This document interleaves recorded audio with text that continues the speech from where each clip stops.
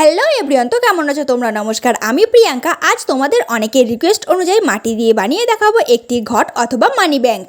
যদিও প্রায় 1 বছর আগে মাটি দিয়ে একটি টাকা জমানোর ঘট বানিয়ে তোমাদের সাথে লং ভিডিওর মাধ্যমে শেয়ার করেছিলাম, তবুও তোমাদের রিকোয়েস্ট পেয়ে ভাবলাম চলো আজ আবারও একটা বানিয়ে দেখাই। সেজন্য প্রথমেই দেখলে একটা বাটির ভেতর দিকে বেশ অনেকটা তেল মাখিয়ে নিয়েছি। তারপর বেশ অনেকটা মাটি বেলে সমান করে এখানে দেখো তেল মাখা বাটিটার ভেতর দিকে মাটিটা এইভাবে চেপে চেপে বসিয়ে দিচ্ছি। এখানে জিনিসটা অনেক তাড়াতাড়ি দেখানো হলো, এই বাটির ভেতরে মাটি ঢোকানোর প্রসেসটা কিন্তু অনেক আস্তে আস্তেই করতে হয়েছে, কারণ মাটিটা একদমই নরম। মাটিটা বাটির ভেতরে ভালোভাবে বসিয়ে নেওয়ার পর এখানে দেখো বাটির সাইডটা যতটা উঁচু তার মাপেই মাটিটা কেটে বাদ দিয়ে দিলাম। কিন্তু তারপর তোমরা দেখতেই পারছো মাটিটা কিন্তু হালকা করে উঠে চলে আসছে, কারণ এর ভেতরে অনেকটা তেল দেওয়া হয়েছে যাতে মাটিটা সহজে উঠেই যায়। কিন্তু অমন বাঁকা মাটি দিয়ে জিনিস তৈরি করলে জিনিসটা তো দেখতে একদমই ভালো লাগবে না। সেজন্য এখানে দেখো যেখানে যতটা মাটি প্রয়োজন সেরকম রেখে সাইডটা কিন্তু ভালোভাবে আঙুলের সাহায্যে টেনে টেনে মাটিটা সমান করে নিয়েছি। তারপর ভেতর দিকটা একটা ছোট্ট কাপড়ের টুকরোর সাহায্যে জল দিয়ে সুন্দরভাবে মসৃণ করে নিলাম।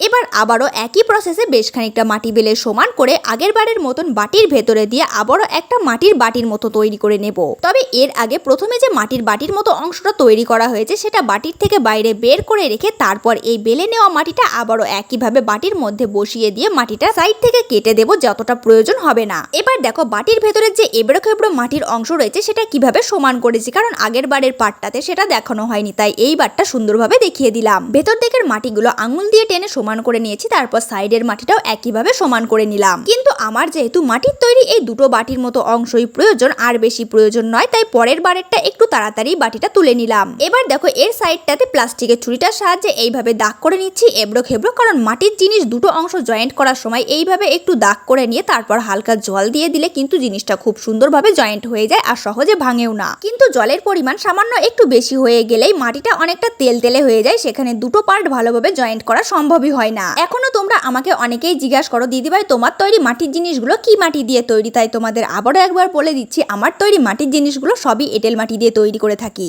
এখানে দেখো মাটির তৈরি দুটো বাটির সাইডে কিন্তু দাগ দাগ করে নিয়েছি ভালোভাবে, তারপর হালকা একটু জল দিয়ে দুটো ভালোভাবে চেপে জয়েন্ট করে দিলাম। এখন দুটো বাটি জয়েন্ট করে এটা খানিকটা বলের মতো তৈরি হয়ে গেছে, তাই এই বলের বাইরের দিকে যেখানে একটু এবড়ো খেবড়ো ছিল সেখানে মাটি দিয়ে ভালোভাবে সমান করে নিলাম। এবার দেখো বেশ খানিকটা মাটি দিয়ে একটা মিডিয়াম সাইজের লম্বা রোল তৈরি করে নিয়েছি। তারপর এই যে দুটো বাটি জয়েন্ট করেছি তার মাঝখানের অংশটা এইভাবে দাগ দাগ করে নিচ্ছি যেন এই মাটিটাও ভালোভাবে বসিয়ে দিতে পারি। তারপর আর কি দেরি না করে মাটির রোলটা মাঝ বরাবর বসিয়ে দিলাম। তারপর এটা আঙুল দিয়ে ভালোভাবে চেপে দেবো যাতে মাটিটা সুন্দরভাবে বসে যায়। এবার দেখো এই যে মিডিয়াম সাইজের মাটির রোলটা বসাচ্ছি সেটা কিন্তু চেপে চেপে বসিয়ে জয়েন্টের অংশটা একটু চেপে মাটিটা চাপ দিয়ে বসিয়ে দিলাম, তারপর ছুরির সাহায্যে টেনে সমান করে দিয়েছি। তবে এরপরও মাটির রোলটা যাতে সুন্দরভাবে জয়েন্ট হয়ে যায় সেজন্য ওপরে এবং নিচের দিকে কিন্তু ছুরির সাহায্যে মাটিটা টেনে টেনে বসিয়ে দিয়েছি। তারপর এখানে দেখো মাটিটা একটু চেপে পাতলা করে একটু ঢেউ খেলা মতো ডিজাইন করে দিলাম। এবার কিছুটা মাটি দিয়ে একটা ছোট্ট বলের মতো তৈরি করে তারপর সেটা চ্যাপটা করে নিয়েছি, আর ঘটের যে দিকটা ওপরের দিক করব সেখানে ভালোভাবে জয়েন্ট করে দিলাম। তারপর আবারও কিছুটা মাটি হাতের ওপর রেখে গোল করে এরকম একটু ছুচলো মতন আকার করে দিয়েছি, তারপর ওই চ্যাপটা মাটিটার ওপর বসিয়ে দিলাম। এখন এটা দেখতে খুবই সিম্পল লাগছে, তাই একটুখানি চেপে চেপে এটার সাইডটাও একটু ঢেউ খেলা মতো করে দিলাম।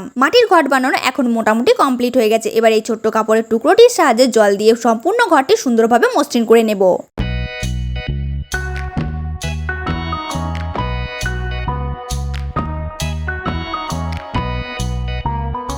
বেশি বড় না, আজকের এই মাটির ঘরটা ছোট্ট করেই তৈরি করেছি, কিন্তু সত্যি বলতে জিনিসটা দেখতে কিন্তু আমার বেশ ভালো লাগছে। ঘরটি প্রায় শুকিয়ে যাওয়ার পর এখানে দেখো ছুরির সাহায্যে ঘটের মুখটা কেটে নিচ্ছে ঘটে টাকা জমানোর জন্য। কিন্তু তোমরা এখন ভাবতেই পারো তাহলে ভিজে মাটিতে কেন কাটিনি, তার কারণ মাটিটা যদি নরম অবস্থায় মুখটা তৈরি করতাম তাহলে হয়তো ঘটের মুখটা অনেকটা বড় হয়ে যেত, যেই ভুলটা আমার আগের বারে ঘর তৈরির সময় হয়েছিল। তাই ভাবলাম এবারের মাটিটা না হয় একটু শুকনো হওয়ার পর চেপে চেপেই কাটবো, কিন্তু ছোট করে রাখবো মুখটা। ঘটে টাকা জমানোর ফাঁকাটা কেটে নেওয়ার পর তুলির সাহায্যে জল দিয়ে কিন্তু ওই জায়গাটা সুন্দরভাবে মসৃণ করে দিয়েছি। এবার দেখো অন্যান্য প্রতিটা জিনিসের মতন এই মাটির তৈরি ঘরটিও কিন্তু সুন্দরভাবে প্রাইমার করে নিচ্ছি। এখন তোমরা ভাবতেই পারো বাজারে যে টাকা জমানোর ঘরগুলো কিনতে পাওয়া যায় সেগুলো তো পুরনো থাকে, তাহলে আজকের এই মাটির ঘরটাতে কি টাকা জমানো যাবে না? সেটা একদমই ভুল কথা। এর ভেতরে তুমি নিশ্চিন্তে কয়েন টাকা জমাতে পারো অনেক দিন ধরে। এছাড়াও অনেক সময় মেলাতে গিয়ে আমরা অনেক রকম ডিজাইনের মাটির ঘর দেখে থাকি, যেমন ফলের ওপর অথবা পুতুলের ওপর, সেগুলো কিন্তু কাঁচা মাটিরই হয়ে থাকে। তাই তোমরা মাটির ঘর তৈরি করে এইভাবে না পুড়িয়েও ব্যবহার করতে পারো, কিন্তু আমার সাজেশন অনুযায়ী কয়েন টাকা জমালেই ভালো হবে। সে যাই হোক, এখানে দেখো প্রাইমারটা সুন্দরভাবে শুকিয়ে যাওয়ার পর পুরো লাল রং করে নিচ্ছি ঘরটিতে।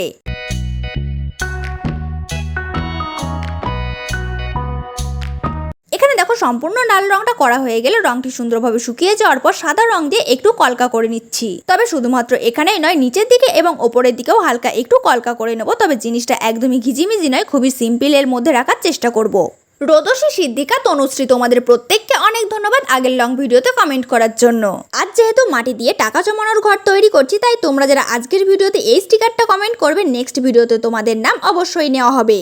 তবে আবারও বলছি, স্টিকারের সাথে কিন্তু নিজেদের নামগুলো অবশ্যই কমেন্ট করে দিও, না হলে তোমাদের নাম বুঝতে অথবা তোমাদের নাম বলতে আমার খুবই অসুবিধা হয়।